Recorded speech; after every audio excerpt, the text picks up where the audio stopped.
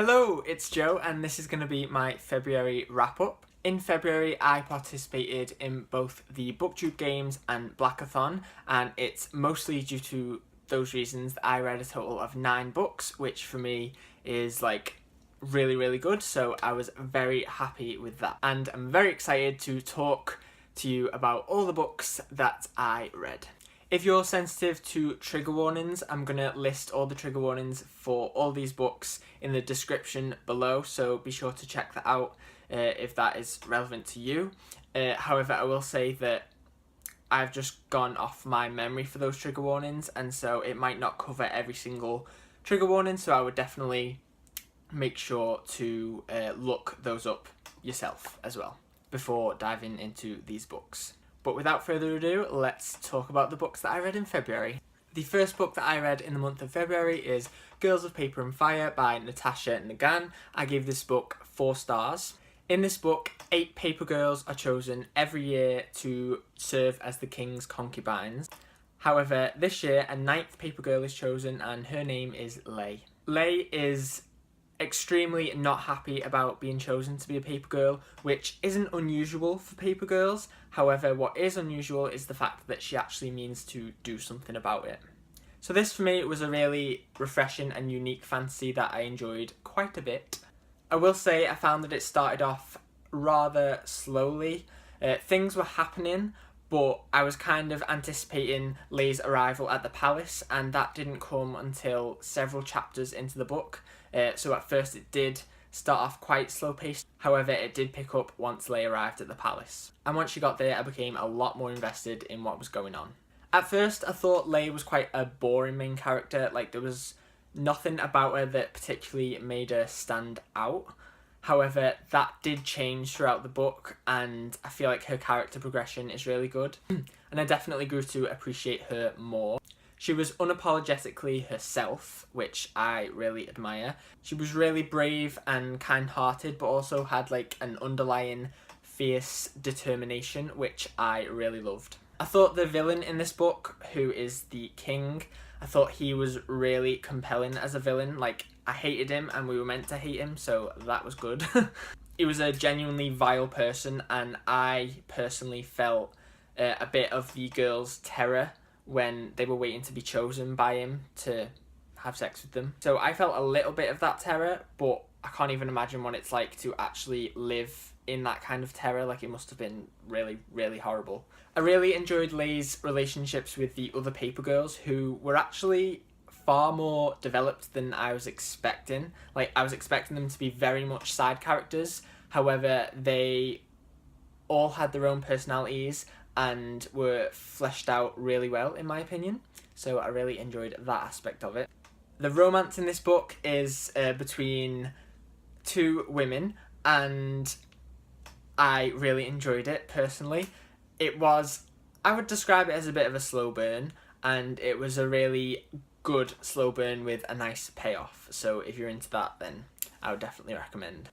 I know one thing people are saying about this book is that they are not too keen on the ending, and I have to agree. I really liked the ending until it ended, and what I mean by that is I was really happy with it until the very last page or the epilogue or whatever, when something happened, and I thought the thing that happened kind of negated the rest of the ending, so that kind of brought the book down in my estimations. However, I did enjoy it, and I'm excited to see where Natasha Ngan takes the story in the future. The second book that I read in February was Saga Volume 1 by Brian K. Vaughan and Fiona Staples. This is a graphic novel about 2 soldiers who are on opposite sides of a galactic war, and they fall in love and have a baby and must try and raise this baby in the middle of this war while being on the run from their respective planets or homes or sides of the war. You get what I mean. So this was actually the first graphic novel that I've ever read, and I really enjoyed it. I loved the art style, and I loved how unapologetically explicit some of the scenes were. It's definitely an adult graphic novel, so if you're looking for a graphic novel for younger readers, then I wouldn't really recommend this. The plot itself was fast-paced and interesting and really easy to follow. I really liked the characters. They were all really unique and fleshed out. However, I have forgotten their names by now. But that says more about my shit memory than it does about how good the characters were, because they were really good. Another thing I loved about this, which is kind of a given because it's a graphic novel, but it was my first graphic novel and I was just so relieved to not have to try and picture the scenes. Like, they were just illustrated beautifully for me, because sometimes in books I really struggle with picturing scenes. It's not that I have a lack of imagination, it's that I picture a scene a certain way and then the author describes it in a way that contradicts my original picture of it, and so I really struggle with that sometimes when reading. But with this, I didn't have to picture it at all. It was all there for me and I really loved that aspect of it. I definitely wouldn't consider myself a lover of sci-fi despite my love for Doctor Who, but I really liked the sci-fi aspect of this. So there's like aliens and laser guns and different planets and galaxies and, you know, typical sci-fi stuff. I really enjoyed that aspect of it. Oh, and I gave this 4 stars, by the way, I forgot to mention that. The only reason that I didn't give it a full 5 stars is that I didn't feel fully invested. Like, it didn't give me the 5-star feeling that 5-star books give me. But other than that, it is a really, really good book, and I definitely am gonna pick up the next volume and see what happens. The third book that I read in the month of February was The Poet X by Elizabeth Acevedo, which was the group book for Blackathon, and I really enjoyed this. I gave it a full 5 stars. This book follows a girl named Xiomara who is, I believe, 16 or 17, and basically she lets all of her frustrations out in the form of slam poetry. Throughout her life, she's had to let her fists do a lot of the talking, so writing poetry is a big relief for her, especially when she really struggles to be herself at home in an environment that is extremely religious when she is not very religious at all, and she really clashes with her mum often.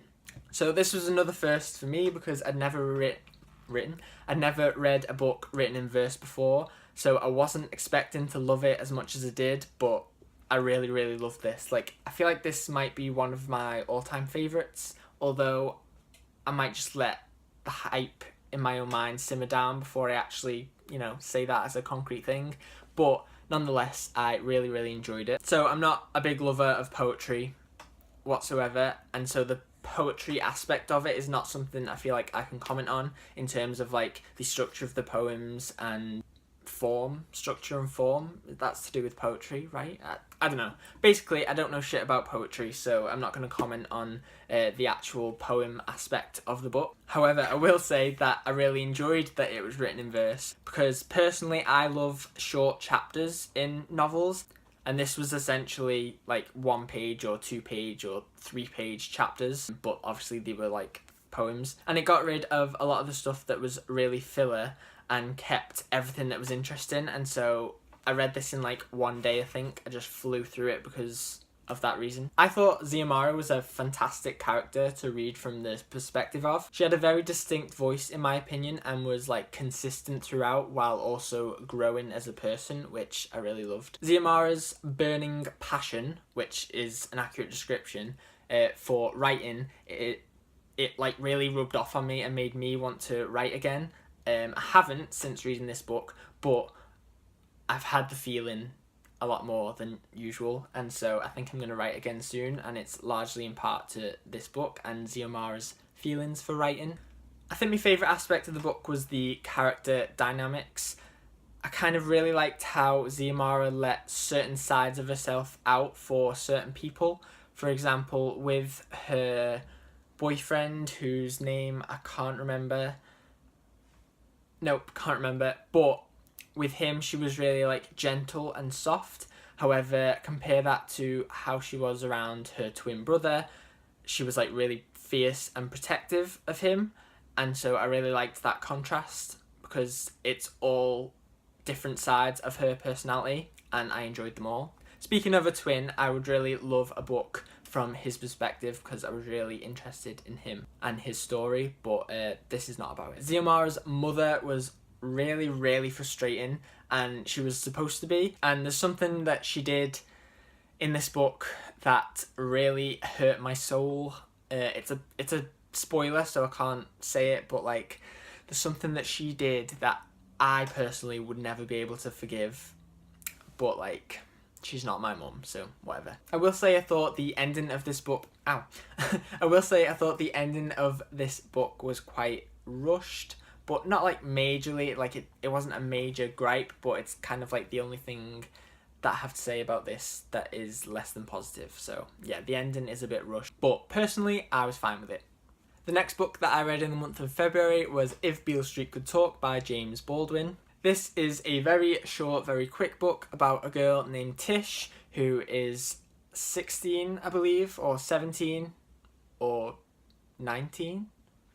She's around that age, and she's pregnant. However, the father of her baby, Fonny, he is in prison after being falsely accused of raping someone. And basically, Tish and her family must fight throughout this book to prove Fonny's innocence and try and get him out. I gave this 3 stars. It was okay for me. The problems that I kind of had with it were more to do with the structure of the plot and the pacing. Like, it was really quite slow paced, and there were a lot of like flashbacks interspersed between everything, and it didn't flow that well for me, so that really brought it down to 3 stars. However, the plot of the book itself I found really engaging and interesting, and I really liked the characters as well. One thing I liked in particular was the different portrayals of family. For example, Tish's family was really kind and caring and compassionate, and they really took Fonny in as one of their own and fought for his freedom. And then you compare that to Fonny's own family, who were basically a bit of a mess. And I thought the scene where Fonny's family and Tish's family were like together and confronted each other, that scene was like iconic in my opinion, like really like edge of your seat kind of stuff. And that made Tish's sister, whose name I forget, but she really came through in that scene for me and became like my favourite character. And of course, if you didn't know, this book was actually adapted into a film which came out like the day after that I read this book, and so I went to see it on opening day, and it's basically the same as the book. However, a problem that I had with the book was that the ending was really abrupt, and I felt like I had pages missing or something. Like, I was literally turning the pages like, where's the rest of it? But the film didn't have that. It actually had a really I wouldn't say nice ending, but it had an ending that I felt more satisfied with and that wrapped it up better. And the film really got across that scene that I was talking about earlier with the 2 families. That scene in the film was just as good as in the book. So yeah, I would recommend the film. I would recommend the book. However, just go into it being aware of the fact that the pacing is kind of like not for me, I guess, but maybe you'll enjoy it. But it is a really short book, so it wasn't like a huge problem, but yeah. The next book that I read in the month of February was Catching Fire by Suzanne Collins, which is the second book in the Hunger Games trilogy, which I am reading for the Hunger Along, which is hosted by Rhiannon from Crescent Moon Reads. I mean, I'm guessing we all know what this book is about, but if you don't, it's a sequel to the Hunger Games, which is about a girl named Katniss Everdeen who volunteers for her sister to go in a tournament to basically fight 23 other teenagers for her life.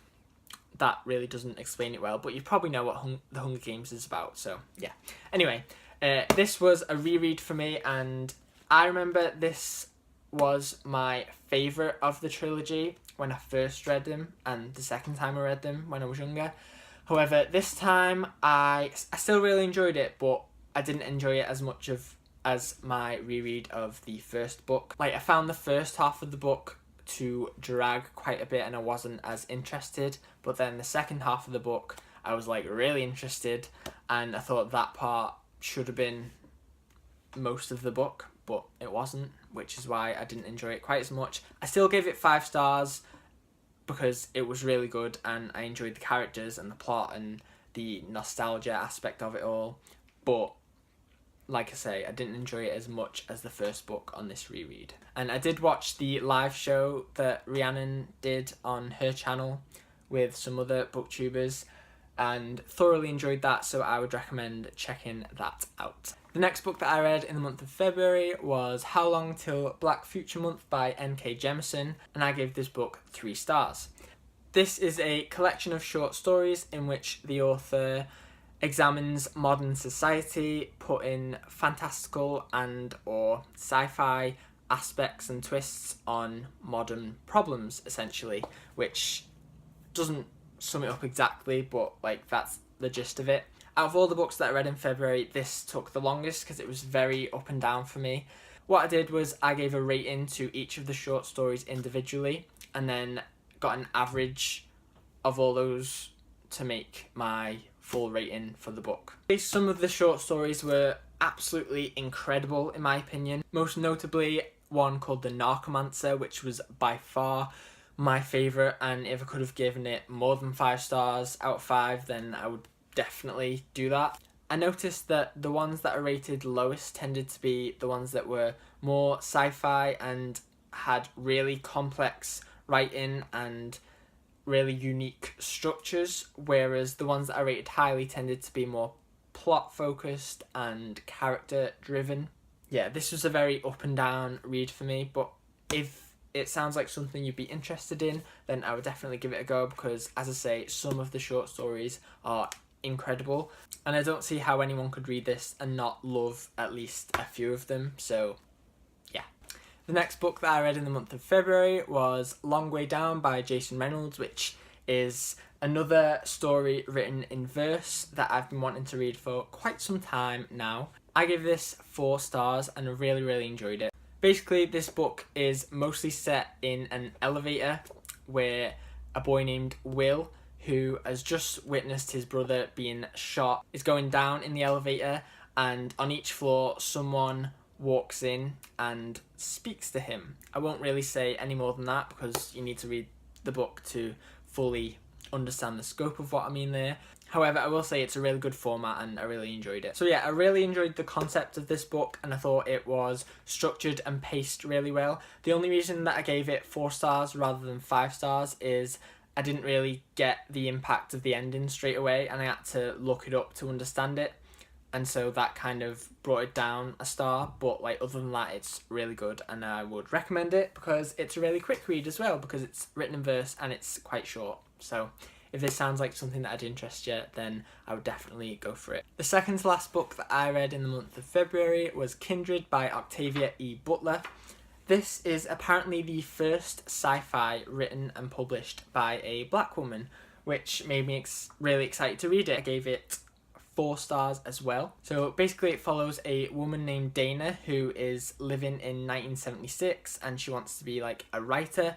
However, suddenly she finds herself transported back in time to 1815 where she has to save the life of a young white boy named Rufus. Obviously being transported to 1815 as a black woman is extremely dangerous, and so Dana experienced a lot of things in the past which I won't go into.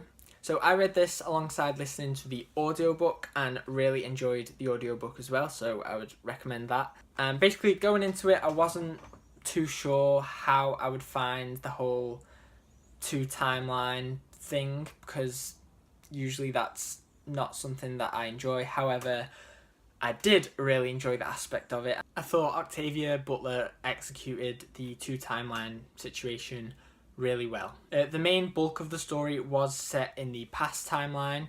However, the 1976 present timeline was kind of used as a relief from the horrors of the past, and the introductions of the 1976 timelines, 1976 chapters were really welcome. It was interesting seeing how Dana adapted to life as a black woman in the 1800s, or the early 1800s, but also really quite unsettling because it seemed like so difficult for her at first, understandably so.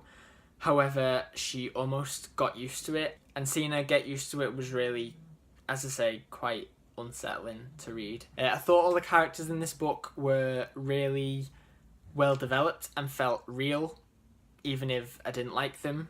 For example, all of the white characters in this book were trash except for Kevin, who is Dana's husband or boyfriend. Can't really remember that, but apart from him, all the white characters were trash and I hated them all. I particularly disliked Rufus. He was so annoying, and he was supposed to be, so like it's fine, and it wasn't like a negative aspect of the book, but oh my god, I hated him so much and hated his family, but like, oh, he was just so frustrating to read about. He was just so ignorant and stupid, and oh, he was just, yeah, I hated him. And throughout the book, I kept wanting Dana to just leave him to die, because the plot of this book is that the fact that she goes into the past is to save him from dying. Like each time she's transported back, it's because he's about to die and she saves him, which isn't a spoiler because it's like literally on the back of the book. But I just kept wishing that she'd go there and like leave him to die, but she was just such a kind person that she didn't. So yeah, overall this is a really good read, and I would definitely recommend it if it sounds like something that you'd be interested in. So the 9th and final book that I read in the month of February was The Colour Purple by Alice Walker. And again, I gave this book 4 stars. This is a historical fiction / a classic, and it follows a woman named Sally, and basically she's seen nothing but abuse for her entire life, and the only love she's ever received is from her sister Nettie, who unfortunately exits her life quite early on, and she's left with an abusive husband. However, when the very glamorous singer Shug Avery, who Sally admires a lot, enters her life, Sally slowly begins to learn the value of her own spirit and free herself from the societal cage that she has been in for her entire life. So yeah, I was actually quite surprised how much I really enjoyed this book, because it's a classic and I have never really read a classic before, and the ones that I have read bits of I've really not enjoyed, but this is the first one that I've actually finished and I actually really liked it. First of all, going into this, I had no idea that the book was written in a series of letters from Sally to God, and I thought that was really interesting. And as I said before with the Poet X and with A Long Way Down, I really enjoy like short chapters, and so the letters were really short, which really enhanced my enjoyment of the book as a whole, because it made it quite fast-paced and easy to read. I will say that the writing style took quite a bit of getting used to, because the letters, as I say, were written by Sally, who as far as I'm aware hasn't had any sort of formal education, and so she writes in a way that isn't your typical English, I suppose. But I did get used to it eventually. The thing that I found hardest about that was the fact that there were no speech indicators, and you kind of had to not guess, but when someone was talking, there weren't like speech marks or a new paragraph or anything like that. It was just there in the middle of a sentence, and you'd have to sort of figure it out. But I did figure it out and eventually got into the swing of how this book was written, and ended up really enjoying it, as I've said. By far the best aspect of this book for me was the female or the women characters. So you had Sally, Nettie, Shug, Mary Agnes, Olivia and Sophia in particular. I really liked Sophia. They were all really well written in my opinion, and very unique and very well fleshed out in their own ways. And I just found reading their character arcs throughout this book to be fantastic. In the setting of the book, in which all the men were basically dickheads, it was really nice to see that the women come together and, you know, lift each other's spirits, I suppose. So there are a few aspects of this book that I really enjoyed that I considered spoilers. So what I'm going to do is I'm going to put the book down when I'm talking about spoilers, and then lift the book back up again when I've finished talking about spoilers. So if you don't want to be spoiled for this book, then please skip ahead to the part where I'm holding it back up again. Okay? Okay, so hello to the people who have either read the book or don't mind being spoiled. Basically, what I really liked about the book was all of Nettie's letters to Saley. I really enjoyed seeing a perspective from Africa, because I've never read anything before, to my knowledge, that has been set in Africa, and so all of Nettie's letters were really interesting to me. And the fact that bloody man, I don't even know his name because it's never actually said, but Mr. Blank, I kept calling him in my head. The fact that he was hiding Nettie's letters to Saley just infuriated me.